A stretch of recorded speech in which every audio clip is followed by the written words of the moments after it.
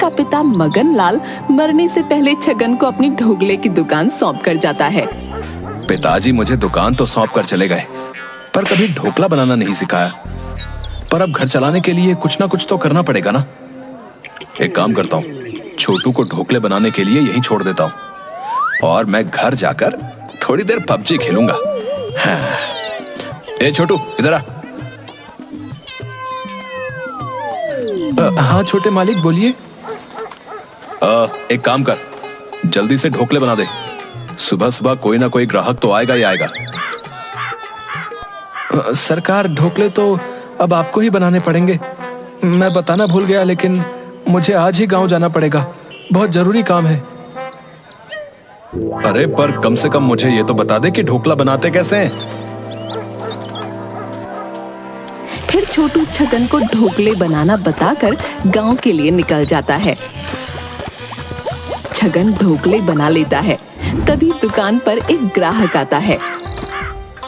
अरे छगन भाई, एक प्लेट ढोकला लगाना। अरे बिल्कुल, क्यों नहीं, बैठो बैठो। अरे भाई, आज तो काफी दिनों के बाद तुम्हारी दुकान के ढोकले खाऊंगा। हाँ।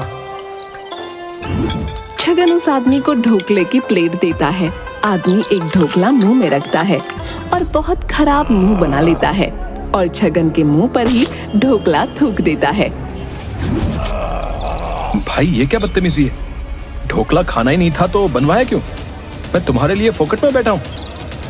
अरे भाई, एक ढोकला खुद चक्कर देखो और फिर मुझे दोष देना।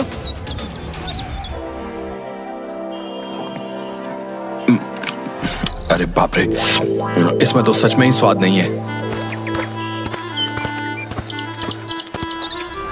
अरे अरे भाई, यहाँ पर कोई स्वादिष्ट ढोकला नहीं मिलने वाला। चलो चलो, किसी और दुकान पर चलते हैं। अगर ऐसा ही चलता रहा तो ये दुकान ही बंद करनी पड़ेगी। छगन बेटा, तुझे बहुत अच्छे ढोकले बनाना सीखना होगा, पर कैसे सीखें? फिर छगन ने बहुत बार अच्छे ढोकले बनाने की कोशिश की, पर हर बार ढोकले खराब ही बनते। थोड़े ही दिनों में उसकी ग्राहकी बहुत कम हो गई। वहीं दूसरी तरफ मगन की मौत की खबर सुनकर धनीराम छगन की दुकान पर आ जाता है। बेटा, तुम्हारे पिताजी की मौत की खबर सुनकर बहुत बुरा लगा। वो मैं उस समय बाहर था, गांव गया था, इसलिए नहीं आ पाया। छगन की भी आंखों में आंसू आ जाते हैं। वैसे बेटा, मैं तुम्हारे पिता के नाम पर एक स्मारक बनवाना चाहता हूँ। आखिर वो मेरा बहुत अच्छा दोस्त था, पर उसमें तुम्हारी इजाजत की जरूरत है। ये वो कागजात हैं, इन पर तुम्हारे दस्तखत चाहिए। अरे हाँ काका, क्यों नहीं। छगन बिना कुछ सोचे समझे बिना पढ़े कागज पर दस्तखत कर देता है। धनीराम दस्तखत लेकर घर पर आ जाता है। मैंने सुना है कि आप मगन चाचा के नाम पर कोई स्मारक बना रहे हैं, पर क्यों? कल तक तो आप उनकी दुकान लेना चाहते थे। अरे बेवकूफ, तू अभी तक मुझे नहीं समझ पाया। ये देख, इन कागजों पर मैंने उसके दस्तखत ले लिए हैं। ये उसकी इजाजत के नहीं, बल्कि ये कागज उसकी दुकान के हैं। इसमें लिखा है कि ये दुकान वो मेरे नाम कर रहा है, या फिर उसे इस दुकान के बदले 10 लाख रुपए देने होंगे। और 10 लाख रुपए वो तो क्या, उसका बाप भी आकर नहीं दे सकेगा। फिर इस दुकान के तो मुझे चौगुने दाम मिलेंगे, देखना। तभी कुछ आदमी हाथ में लाठियां लेकर छगन की दुकान के सामने खड़े हो जाते हैं। आइए आइए भाई साहब, बैठिए। 1 2 3 4 5, आप लोग बैठिए, मैं फटाफट 5 प्लेट ढोकले तैयार करके लाता हूँ। हम यहाँ ढोकले खाने नहीं आए। हमारे सेठ धनीराम ने तुम्हें 15 दिनों में ये दुकान खाली करने के लिए कहा है, नहीं तो तुम्हें 10 लाख रुपए देने पड़ेंगे। क्या? अरे भाई, तुम्हें कोई गलतफहमी हुई होगी। धनीराम काका मेरी दुकान क्यों खाली करवाएंगे? वैसे भी वो तो मेरे पिताजी के बहुत अच्छे दोस्त थे। पांचों आदमी जोर जोर से हंसने लगते हैं। सेठ धनीराम पैसों के अलावा किसी और का दोस्त हो ही नहीं सकता। कल तुमने ही तो उसके कागज पर दस्तखत किए थे ना, और इसमें यही लिखा है कि या तो तुमने दुकान खाली करनी होगी या फिर 10 लाख रुपए का इंतजाम करना पड़ेगा, समझे? क्या? जाओ और जाकर कह दो अपने सेठ से कि मैं अपनी दुकान किसी को नहीं दूंगा। अभी तो जा रहे हैं, पर थोड़े दिन बाद फिर से आएंगे। और हाँ, याद रखना, या तो दुकान या फिर 10 लाख रुपए।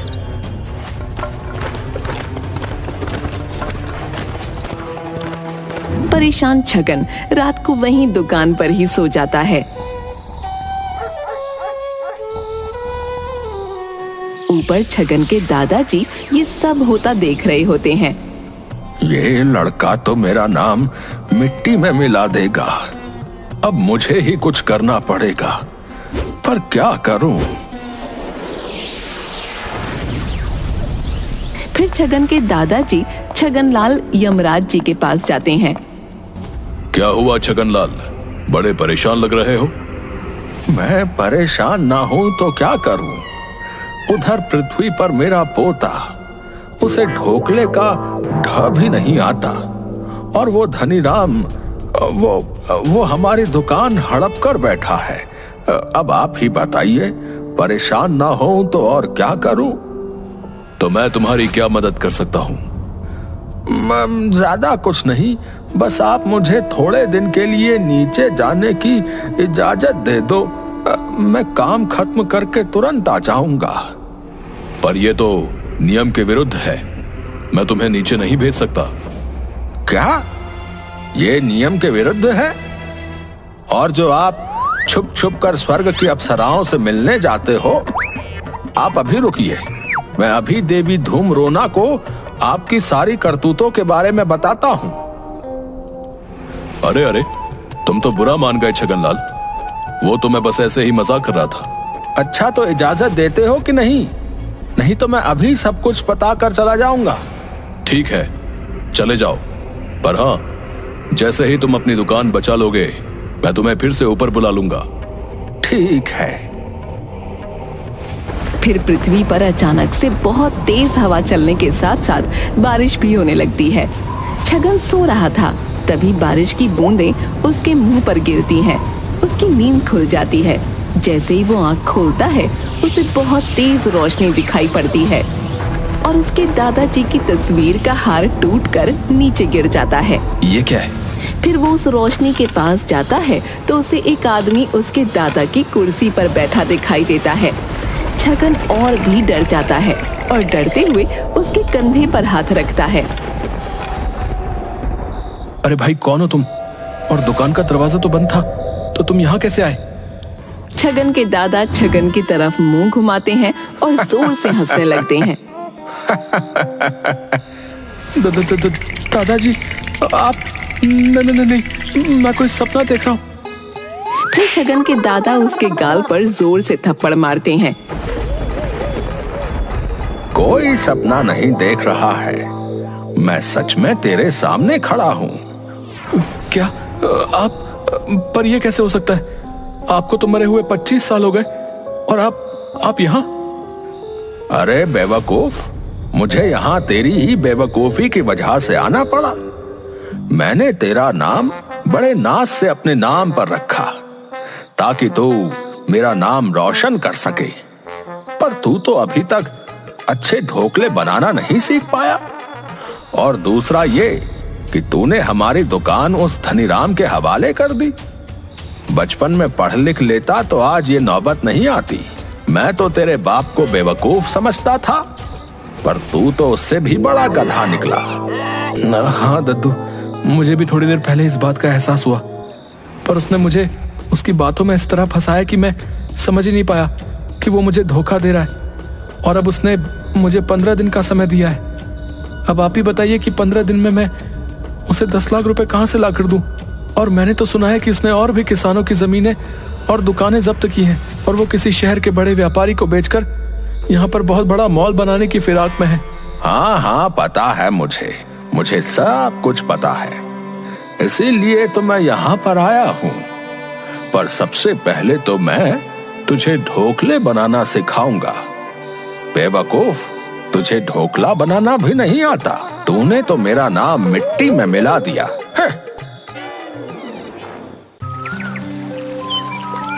अगले दिन छगन लाल अपने जादू से ढोकले बना देता है। उनकी दुकान के सामने से एक बूढ़ा आदमी गुजरता है और खुशबू सूंघकर दुकान पर रुक जाता है। यही 26 साल पुरानी तेरे दादा के हाथ के ढोकले की खुशबू आ रही है। अरे पर दद्दू को मरे हुए तो 25 साल हुए। अरे मरने के 1 साल पहले उसने काम छोड़ दिया था ना बेवकूफ। चल अब जल्दी से एक प्लेट बना दे। हाँ हाँ क्यों नहीं, आइए आइए बैठिए। और देखते ही देखते उसकी दुकान पर बहुत भीड़ इकट्ठा हो जाती है।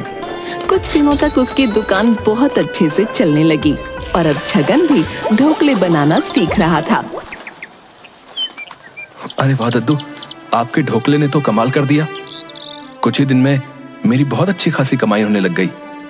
सच में अगर आप नहीं आते तो मेरा पता नहीं क्या होता। पर दद्दू फिर भी इतने कम समय में मैं 10 लाख रुपए कैसे जमा कर पाऊंगा?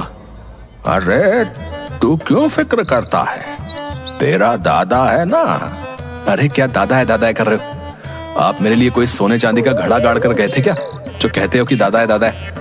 तभी छगन लाल की नजर एक पेपर पर पड़ती है। अरे देख पेपर में क्या खबर छपी है। देख शहर में सबसे बड़े रेस्टोरेंट की रसोई के लिए एक प्रतियोगिता का आयोजन किया गया है। उसमें जिसका भी खाना सबसे स्वादिष्ट होगा उसे बहुत बड़ा इनाम मिलेगा। इससे हमारी बहुत मदद हो जाएगी। अरे वाह, अगर मैं इस कंपटीशन में जीत गया तो मैं अपनी दुकान बचा सकता हूँ।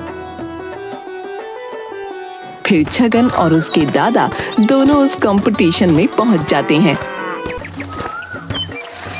इस कंपटीशन में धनी राम का भी एक आदमी होता है। यहाँ भी आ गया। उसकी दुकान बचाने के लिए इस कंपटीशन में भाग ले रहा है। पर मैं भी देखता हूँ कि ये कैसे जीतता है। दद्दू, मैं अभी भी आपके जितने स्वादिष्ट ढोकले नहीं बना सकता। एक काम करो, क्यों ना आप मेरी जगह ढोकले बना दो। वैसे भी यहाँ किसको पता चलेगा। नहीं, मैं ये नहीं करूँगा। कंपटीशन में भाग तूने लिया है और वैसे भी मैं यहाँ तेरी मदद करने आया हूँ। तेरी जगह ढोकले बनाने नहीं, तो ढोकले तो तुझे ही बनाने पड़ेंगे। और वैसे भी तू इतने खराब ढोकले भी नहीं बनाता। अब तो काफी सीख चुका है। फिर छगन ढोकले बना देता है। दद्दू आप यहीं रहना, मैं पानी पीकर आता हूँ। मौका देखकर धनी राम का आदमी छगन के ढोकले में छिपकली डाल देता है और फिर से अपने स्टॉल पर चला जाता है। छगन लाल ये सब देख रहा था। अच्छा बेटा धनी राम, अब तुम मेरे पोते के ढोकले खराब करने की फिराक में हो तो रुक, मैं तुझे अभी बताता हूँ। फिर छगन लाल वो छिपकली उठाकर धनी राम के आदमी के खाने में रख देता है और किसी को पता भी नहीं चलता। जैसे ही कंपटीशन के जज खाना चखने जाते हैं तो सब डर जाते हैं और उसे कंपटीशन से बाहर निकाल देते हैं।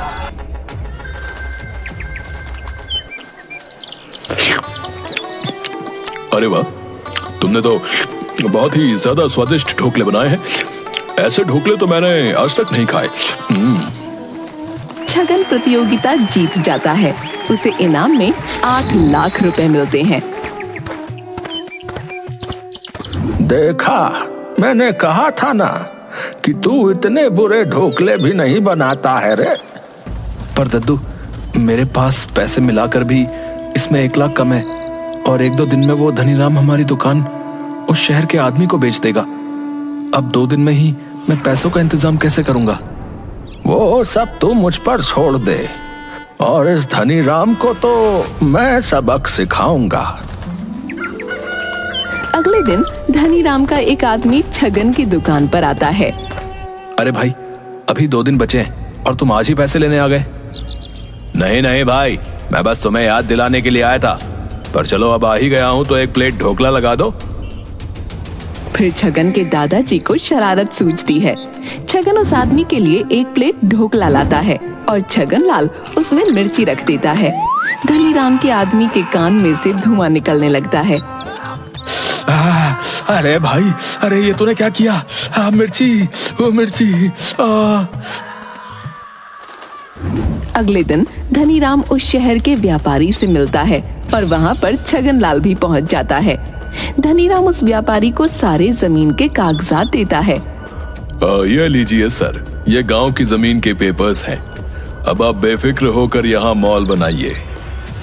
मैं ये सारी जमीन इस व्यापारी को दे दूंगा और किसानों से और दुकानदारों से पैसे लेकर उन्हें उनकी दुकान और जमीन भी वापस नहीं करूंगा। मेरी तो चांदी ही चांदी है।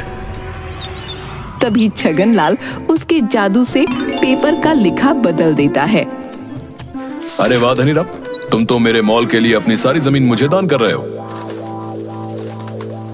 धनीराम हक्का बक्का रह जाता है और पेपर छीन कर पढ़ता है और फिर सारे पेपर्स देखता है तो सभी में यही लिखा होता है। छगनलाल अपने जादू से सभी पेपर्स में ऐसा ही लिख देता है। मेरा नाम है धनीराम और मुझे पैसों के अलावा किसी और से नहीं है प्यार। मेरी मति मारी गई है जो मैं तुम्हें अपनी जमीन मॉल बनाने के लिए दूंगा। जाओ जाओ, मुझे कोई जमीन नहीं देनी। और ये सुनकर व्यापारी वहाँ से चला जाता है। यह कैसे हो सकता है? मैंने तो किसानों के और दुकानदारों के पेपर्स रखे थे। ऐसा कैसे हो सकता है? फिर छगनलाल धनीराम को डंडे से मारने लगता है। अरे अरे अरे अरे अरे अरे अरे ये कौन है और मुझे क्यों मार रहा है? अरे अरे मुझे क्यों मार रहा है? अरे अरे भूत, अरे भूत। अब पैसों के लिए किसी को परेशान करेगा हैं? बोल बोल, अब किसी और को पैसों के लिए परेशान करेगा? धनीराम को कोई नहीं दिखाई देता है, सिर्फ आवाज ही सुनाई पड़ती है। अरे नहीं नहीं नहीं भाई, भाई कौन हो तुम? मुझे माफ कर दो। मैं कभी भी किसी को भी पैसों के लिए परेशान नहीं करूंगा। अब अगर किसी को परेशान किया तो अंजाम इससे भी ज्यादा बुरा होगा, समझा? अब जाओ और सभी किसानों और दुकानदारों से जाकर माफी मांगो, नहीं तो। अरे माफी, मैं सभी के पैर पड़ूंगा, पर मुझे जाने दो। वहीं दूसरी तरफ छगन पैसों के लिए परेशान रहता है। अरे छगन, क्या हुआ? दादू, आज आखिरी दिन है और अभी तक पैसे जमा नहीं हुए। अब हमें हमारी दुकान उस धनीराम के हवाले करनी पड़ेगी। तभी धनीराम छगन की दुकान पर अधमरी हालत में आता है। अरे धनीराम, तुम्हारी ये हालत किसने की? अरे भाई, मुझे माफ कर दो। मैं लालच में अंधा हो गया था। मुझे तुम्हारी दुकान नहीं चाहिए। मुझे माफ कर दो। मैं सभी से माफी मांगने के लिए आया हूँ। मुझे माफ कर दो। छगन समझ जाता है कि ये सब उसके दादाजी की करामात है। ठीक है, पर आगे से किसी को भी परेशान मत करना। देख लिया ना, बुराई का अंजाम बुराई होता है। दद्दू, ये सब आपका ही कमाल है ना? छगनलाल हाँ में सिर हिलाता है। आपने तो कमाल ही कर दिया। अगर आप नहीं होते तो न जाने मेरा क्या होता। आप ही की वजह से मैं ढोकले बनाना भी सीख गया हूँ और अब मैं आपका नाम और भी रोशन करूंगा। हाँ मेरे बेटे, मुझे तुझ पर गर्व है, पर अब मुझे जाना होगा। मैं यहाँ सिर्फ अपनी दुकान को बचाने के लिए और तुझे सही राह दिखाने के लिए आया था। पर दादू, कुछ दिन और रुक जाते। रुकना तो मैं भी चाहता हूँ, पर रुक नहीं सकता। पर मेरा आशीर्वाद हमेशा तेरे साथ है। ऐसा कहकर छगनलाल की आत्मा गायब हो जाती है। उसके बाद से धनीराम किसी को भी परेशान नहीं करता और छगन भी अपनी ढोकले की दुकान बहुत अच्छे से संभालने लगता है।